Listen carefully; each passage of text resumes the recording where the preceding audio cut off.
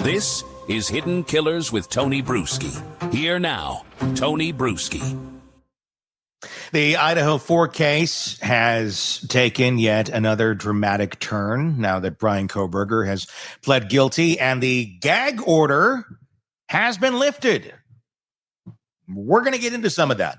And there's a lot that is going to be coming out now that the gag order has been lifted. Requests are in, people are talking, and we're now going to, for the first time, see behind that curtain that was put up so early on in this investigation.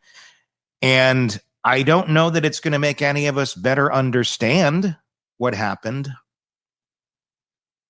but it's going to, I guess, put some pieces together. And I'm never going to use the word closure here because families are never going to get closure on something like this. But maybe just have some of those unanswered questions answered. And the real horrible part about all that is the fact that I don't know that you'd want to know some of the answers that they're finding out. We're not here to get gruesome or grisly or anything like that. We're just going to report the facts of this and kind of move on because it is a big part of this case and what we're starting to find out. We're not going to go into great detail on things either, okay? So just know that. For months, details unfolding this tragedy have been kept tightly sealed. Actually, for years, really. Leaving many questions unanswered. But with the recent developments, previously undisclosed information has now begun surfacing, offering deeper insights into the crime, the investigation, and its profound impact on all of those involved. I'd like to invite you, if you want to give your thoughts on this in the comment section on our YouTube page. As you're watching this, please do so. If you're listening, check it out, Hidden Killers with Tony Bruschi on YouTube, so you can join in that conversation there. So, some context and background in case you're new to this. Bryan Kohberger, former criminology PhD student, pled guilty to murdering 4 University of Idaho students, Kaylee Gonzalez, Madison Mogan, Xander Kernodle, and Ethan Chapin. By pleading guilty, Kohberger avoided the possibility of the death penalty, instead receiving 4 consecutive life sentences without parole. Although the plea brought legal closure, it left many unanswered questions, especially concerning his motive and the circumstances surrounding the murders. Now, with the gag order lifted, new details from law enforcement, the victims' families, and others involved, parties have begun emerging, painting a fuller, yet still deeply troubling picture of the events. Start talking about what law enforcement has revealed post-gag order. Authorities have begun revealing details previously withheld from the public. Chief Anthony Dallinger of the Moscow Police Department has publicly stated that investigators are preparing to release extensive details from the sealed files. Among the expected disclosures are in-depth forensic analysis, cellular tracking data showing Kohberger's movements on the night of the murders, and detailed autopsy reports. Chief Dallinger clarified that despite exhaustive investigation efforts, authorities never conclusively established a clear motive. Another significant revelation came from Gary Jenkins, former Pullman police chief, now at Washington State University. Jenkins recalled interviewing Kohberger for a law enforcement internship months before the murders. Remember hearing about this? Wanted to go get that gig, and that didn't, work out for him. During that interview, Jenkins noted Kohberger's lack of interpersonal skills and inability to establish rapport, factors that ultimately led to him not being offered the position. This insight into Kohberger's character, it offers a rare pre-crime glimpse into his behavior and personality, which may shed light on his mindset leading up to the murders. And some families have responded as well.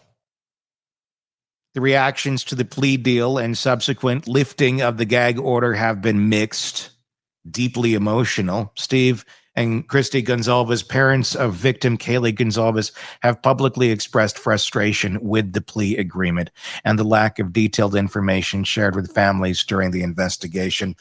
In interviews since the gag order was lifted, Steve Gonzalez highlighted troubling information allegedly disclosed to him privately by investigators, specifically regarding Kohberger's disturbing online searches involving violent and explicit content.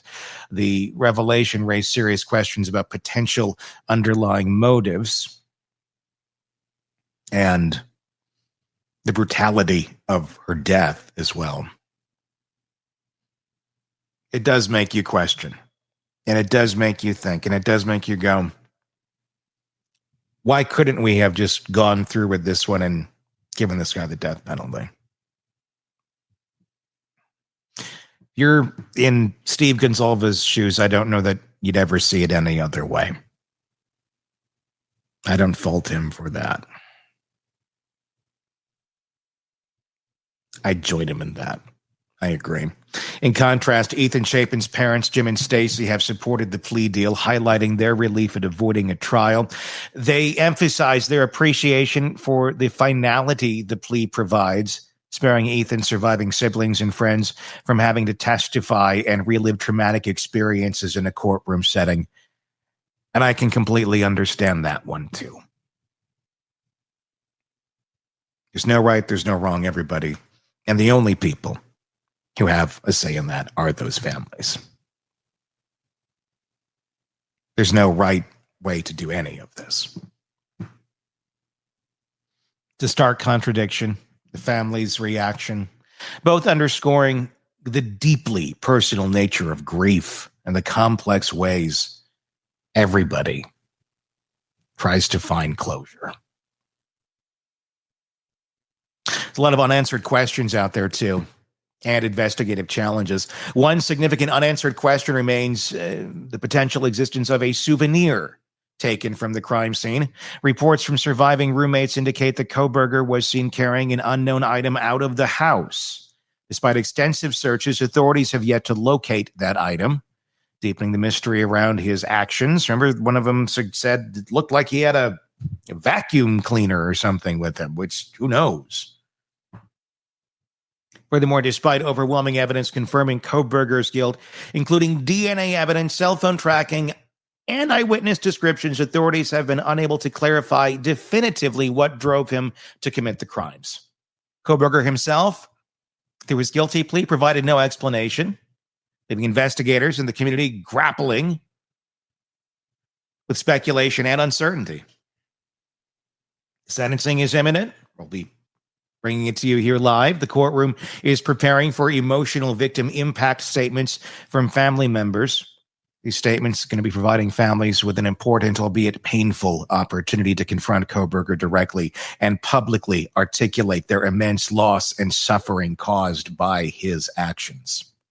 Legally, Kohberger's plea includes waiving his right to appeal, effectively ensuring he will remain incarcerated for life, although the technical possibility of appeal exists due to legal precedent. Some indicate any appeal attempt would almost certainly fail given the strength of the evidence and the plea agreement itself. F that precedent. But that's the scary thing with a case like this. Time goes on, people move on. He's pretty young. Now, the whole general population that doesn't remember a thing about this case. And he'll be an old man, maybe a wise old man in prison, educating people. And he turned his life around. And you have minds that suddenly think, oh, yeah, this guy should get out. Well, many of us are dead at that point. Never say never, and I think Kohberger might be doing just that. But also never say never to, being one hell of a target once you get behind those bars, Bry. Looking ahead, the lifting of the gag order is going to be resulting in a lot more in the coming weeks. Maybe answering more lingering questions for the victims' families. and for all of us who've been following this case from the beginning. We'll cover that sentencing here on the channel live, so be sure to stop by when it's going on. We'll be giving commentary and well as that unfolds this week. There you go. Let me know in the comment sections what your thoughts are on the new pieces that are coming out. We're going to go deeper this week into a lot of them, and a lot of very specific things and statements and interviews as well. Howard Bloom also scheduled to be with us again as well to discuss the lifting of the gag order and what he's found thus far and what is to come. So be sure to press subscribe so you don't miss any of that.